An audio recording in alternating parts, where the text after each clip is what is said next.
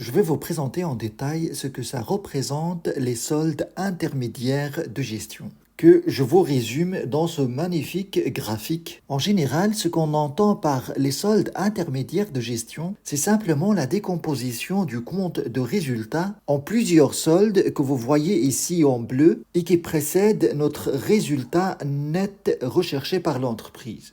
Avec ces différents soldes, on peut mieux comprendre comment ce résultat s'est formé. Et chacun de ces soldes intermédiaires de gestion porte une signification particulière que je vais aborder et vous expliquer progressivement. Avant de vous expliquer chaque solde, il faut comprendre la signification d'un solde. Un solde, c'est la différence entre deux grandeurs qui sont à l'opposé. Quand par exemple, vous calculez les sorties d'argent de votre compte bancaire et les rentrées d'argent. Si vous faites les rentrées d'argent moins les sorties, eh bien, vous allez avoir un solde qui représente l'argent que vous avez sur le compte bancaire.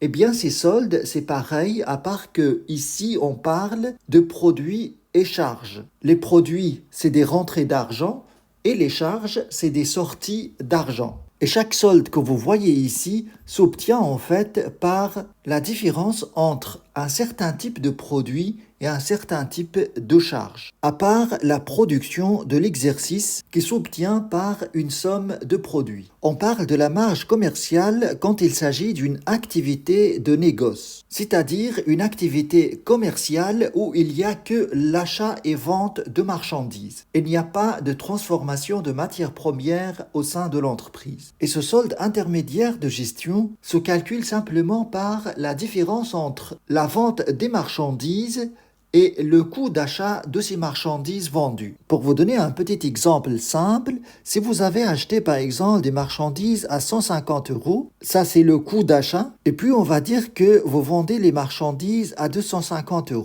Ça c'est les ventes. Eh bien dans ce cas, la marge commerciale n'est rien d'autre que la différence entre ces deux valeurs. Vous faites les produits moins les charges, c'est-à-dire 250 moins 150, et vous allez avoir une marge commerciale de 100 €. Alors, si la marge commerciale concerne l'activité de négoce, le deuxième solde intermédiaire de gestion, à savoir la production de l'exercice, concerne les activités industrielles. Et pour avoir cette production industrielle, on fait la production vendue à laquelle on ajoute ou bien on soustrait la variation de la production stockée et puis on ajoute à tout ça la production immobilisée. Et puis vous avez le troisième solde, c'est la valeur ajoutée. C'est un indicateur très important qui représente la richesse créée par l'entreprise. Et cette richesse va être distribuée sur tous les agents économiques qui ont contribué à sa création. L'État, par exemple, va prendre les impôts et taxes, ceux qui travaillent dans l'entreprise vont prendre des salaires, et ce qui reste de cette valeur ajoutée, ça représente ce qu'on appelle l'excédent brut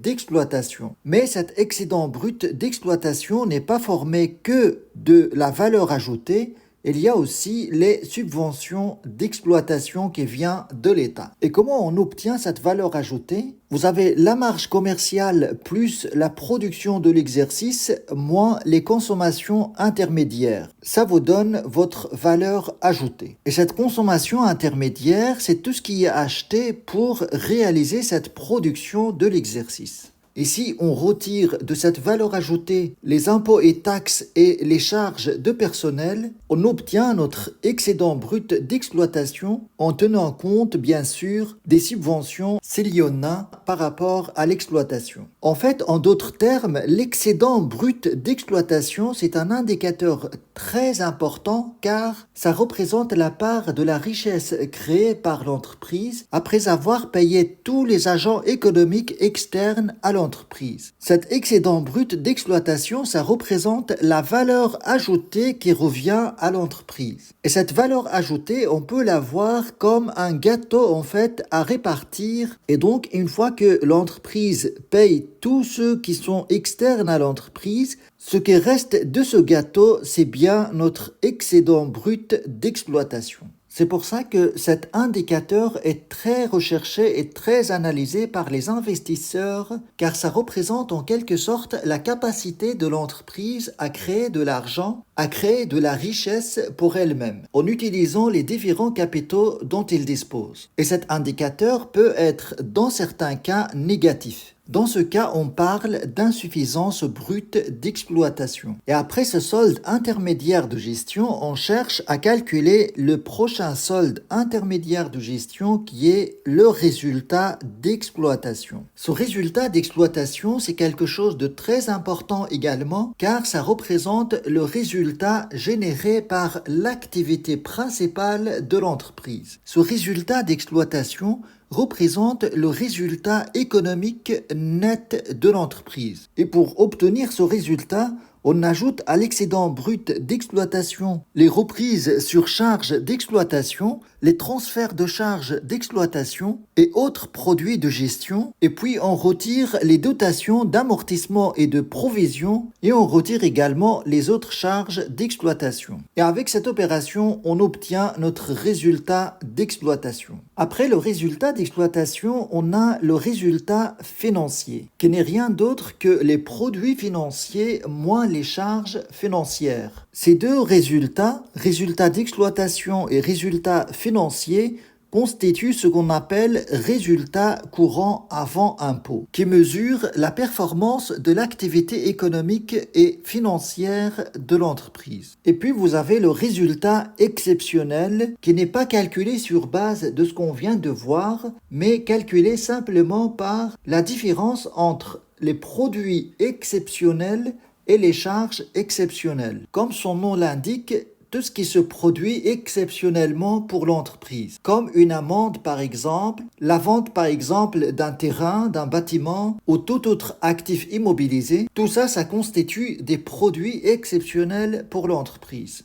Et c'est important de savoir la part de cette activité exceptionnelle dans le résultat net, qui est la somme des trois résultats, à savoir le résultat d'exploitation, le résultat financier et le résultat exceptionnel. La somme de ces trois résultats, moins l'impôt sur les bénéfices, ça vous donne le résultat net de l'entreprise. Je vais aborder maintenant quelques ratios qui sont utilisés dans le cadre des soldes intermédiaires de gestion. Ces ratios qui sont liés aux soldes intermédiaires de gestion peuvent être classés par l'objectif recherché. Par exemple, si je veux analyser l'activité de l'entreprise, je cherche les ratios d'activité. C'est des ratios qui visent à savoir comment évolue l'activité de l'entreprise, que ce soit à la hausse ou bien à la baisse. Et puis, il y a des ratios qui analysent le profit de l'entreprise. Et ces ratios mesurent l'importance du profit dans le chiffre d'affaires de l'entreprise globalement. Et puis, il y a des ratios qui analysent la rentabilité de l'entreprise. Quand on parle de rentabilité, on parle de la capacité d'un investissement à générer des bénéfices. Dans le cadre de l'activité de l'entreprise, on peut mesurer la croissance du chiffre d'affaires. Et dans ce cadre, on peut calculer le taux de croissance du chiffre d'affaires. Alors, ce qu'on indique par le chiffre d'affaires, c'est le montant des ventes hors TVA. Alors, comment ça se calcule ce taux de croissance du chiffre d'affaires? On prend le chiffre d'affaires actuel qu'on va nommer CA1 par exemple, moins le chiffre d'affaires précédent qu'on va indiquer par un petit zéro ici. Alors, ce que je viens d'écrire ici, c'est simplement la différence entre le chiffre d'affaires aujourd'hui et celui de l'année passée par exemple. Et on peut très bien se référer à une autre année dans le passé. Mais puisqu'ici on parle d'un taux, eh bien, on va exprimer cette différence en fonction d'une année de référence qui est l'année passée. Et pour ça, on divise tout ça par CA0. Et comment on peut lire ce ratio? En fait, c'est simplement la différence du chiffre d'affaires d'une année à l'autre exprimé en pourcentage d'une année de référence. Et pour avoir le pourcentage, il faut multiplier par 100. Et ça, c'est un premier indicateur important pour mesurer l'évolution de l'activité de l'entreprise d'année en année. Si je prends un exemple pour voir pratiquement ce que ça donne, on va dire par exemple qu'une entreprise a réalisé un chiffre d'affaires de 100 000 euros. On parle du chiffre d'affaires actuel, cette année par exemple. Et puis, on va regarder l'année précédente, on va trouver par exemple un chiffre d'affaires de 75. Les valeurs sont en milliers. Et on va diviser cette différence par 75. Donc, vous faites 100 moins 75 sur 75 fois 100, ça va vous donner un pourcentage de 25%. On peut dire dans ce cas que le chiffre d'affaires de l'entreprise a augmenté de 25% par rapport à l'année précédente, ce qui constitue un bon signe de l'évolution de l'activité de l'entreprise. Un deuxième indicateur qu'on peut suivre également, c'est la valeur ajoutée. Dans ce cas, on peut calculer le taux de croissance de la valeur ajoutée. Et dans ce cas, c'est la même chose. On prend la valeur ajoutée d'aujourd'hui moins la valeur ajoutée d'une année passée, tout ça rapporté à la valeur ajoutée d'une année passée, qui représente une année de référence. Si vous voulez un pourcentage, vous multipliez par 100 tout ça. Et le calcul de ce ratio, ça vous donne de combien la valeur ajoutée croît d'une année à l'autre. Et on peut très bien avoir un taux de croissance négatif. Dans ce cas, on parlerait d'une décroissance de l'activité de l'entreprise. Voilà par rapport à l'activité. On va voir maintenant au niveau profitabilité. Dans ce cas, on peut calculer par exemple le taux de marge commerciale. Sa formule est la suivante. Vous prenez la marge commerciale que vous avez dans les soldes intermédiaires de gestion et vous le divisez par le chiffre d'affaires de la société. Le chiffre d'affaires, c'est toujours hors TVA, car la TVA, ou bien la taxe sur la valeur ajoutée, est neutre pour l'entreprise. C'est-à-dire que ça ne représente ni produit ni charge pour l'entreprise. Et ce ratio, en fait, ça vous donne combien vous mettez de côté pour chaque vente d'1 €. Et vous pouvez l'exprimer en pourcentage en multipliant par 100. Dans ce cas, on analyse la marge commerciale par rapport au chiffre d'affaires, mais on peut très bien mettre d'autres indicateurs ici, comme la valeur ajoutée par exemple, et dans ce cas, on parle du taux d'intégration. Et cela vous donne l'importance de la valeur ajoutée générée par l'entreprise par rapport à un chiffre d'affaires donné. Et on peut calculer cette proportionnalité par rapport au chiffre d'affaires de tous les autres résultats de l'entreprise, comme par exemple le résultat d'exploitation ou bien l'excédent brut d'exploitation. Et dans ce cas, on parle du taux de marge brut. C'est un indicateur important pour les investisseurs parce que dans cet excédent brut d'exploitation, on ne tient pas compte des amortissements et provisions qui représentent d'un point de vue financier de l'argent qui reste à disposition de l'entreprise. Et on peut très bien mettre ici au lieu d'excédent brut d'exploitation le résultat net de l'entreprise. Et dans ce cas, on parle d'un taux de marge net. Et l'information que vous allez obtenir, c'est simplement combien de résultats dégagés par l'entreprise pour chaque 100 € de chiffre d'affaires. Et plus ce ratio se rapproche de 100, plus on va en déduire que la profitabilité de l'entreprise est grande.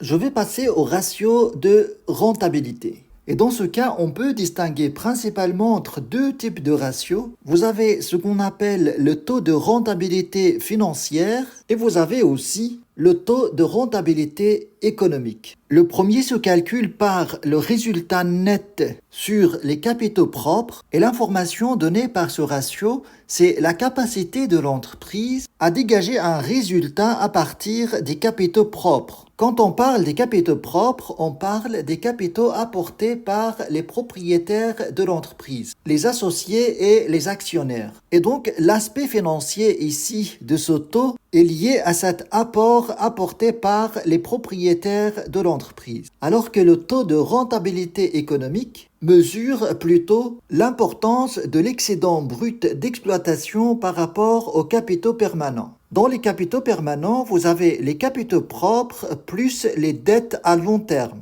Et donc ici, l'aspect économique de ce ratio est lié à tous les apports financiers de long terme apportés à l'entreprise, que ce soit par les propriétaires de l'entreprise ou bien les institutions financières comme les banques par exemple. On peut dire dans ce cas que les actionnaires s'intéressent davantage à ce ratio-là, c'est-à-dire le taux de rentabilité financière, Et ce ratio de taux de rentabilité économique intéresse davantage les institutions financières pour savoir la solvabilité ou bien la capacité de l'entreprise à dégager des ressources à partir de tous les capitaux, que ce soit propres à l'entreprise ou bien venant des personnes étrangères à l'entreprise. À part ces ratios qui sont très connus, on peut très bien calculer n'importe quel ratio, comme par exemple, si je reviens à mon image ici, je peux prendre cette valeur ajoutée par exemple et calculer la part de cette valeur ajoutée qui revient au personnel. On peut faire pareil par rapport à l'État, c'est-à-dire la part qui revient à l'État de cette valeur ajoutée. Et finalement, ce qui reste de cette valeur ajoutée pour l'entreprise sous forme d'excédent brut d'exploitation.